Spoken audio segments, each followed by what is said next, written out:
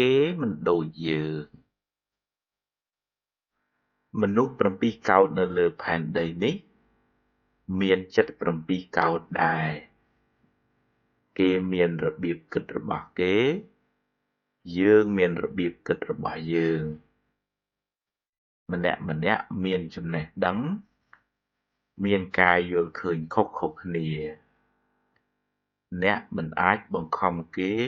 ឲ្យគិតដូចយើងបានគ្រប់រឿងបានទេ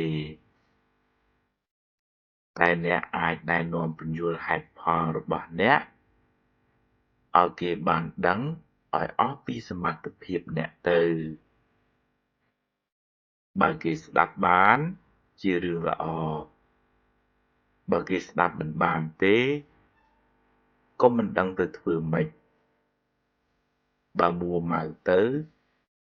បានត្រឹមតែកើតទុក្ខខ្លួនឯងតែអ្នកនៅតែអាចប្រដៅណែនាំឲ្យអស់ពីសមត្ថភាពអ្នកបើណែនាំហើយគេមិនស្ដាប់ទេកម្មអ្នកណាអ្នកនឹងទទួលទៅកុំដោយសារតែរឿងគេ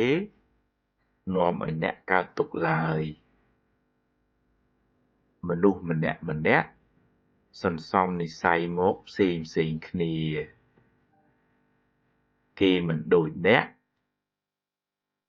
ក៏មិនដូចគេដែររៀនទទួលស្គាល់ការពិតរៀនព្រម